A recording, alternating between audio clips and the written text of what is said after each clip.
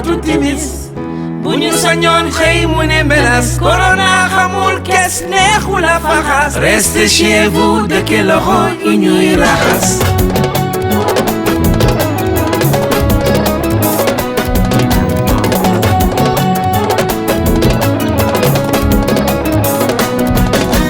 takkal sa masque garde la distance ak méfiance gànnaayool say mouchoir affaire de circonstance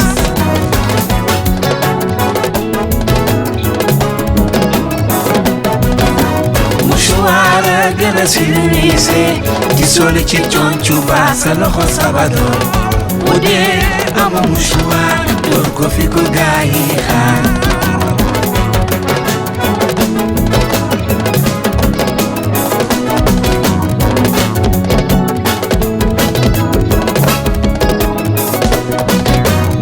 professeur, docteur, médecin, infirmier, bëgg jëlee na ndaw nee nañu restez chez vous te ñu respecté seeni dénkaan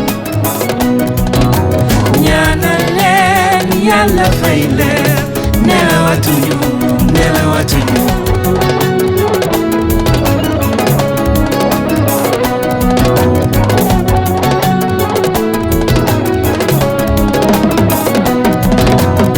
Monsieur le Président gis nañ sa taxawaay ministère de la santé gis nañ sa taxawaay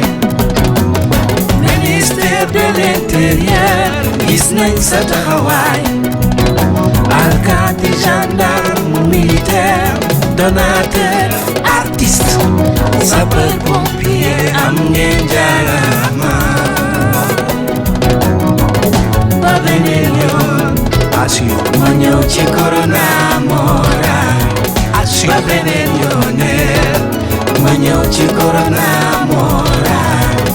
ba beneen yoon